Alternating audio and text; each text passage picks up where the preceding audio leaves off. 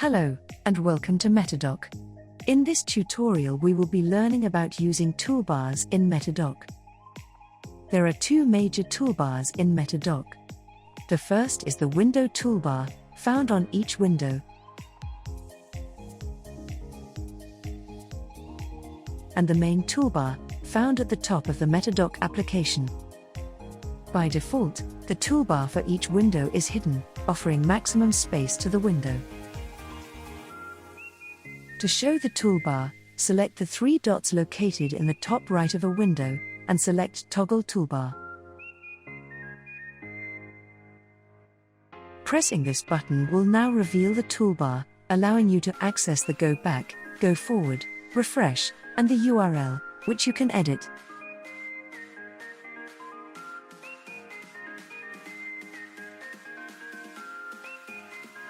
Even though the toolbar is hidden by default, you do not need to show the toolbar to use some of these buttons. For instance, holding Alt and pressing either the left or right arrow is the shortcut to going backwards or forwards in your selected window. Pressing F5 is the shortcut to refreshing your window. To access and edit the URL, you will have to access the toolbar.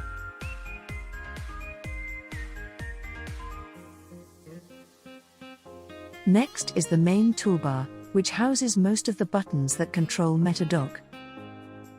By pressing F10, you can toggle to show or hide the toolbar.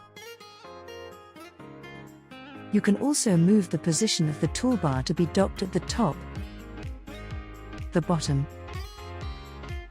or for it to float. To do this, click and drag the grid at the leftmost side of the main toolbar.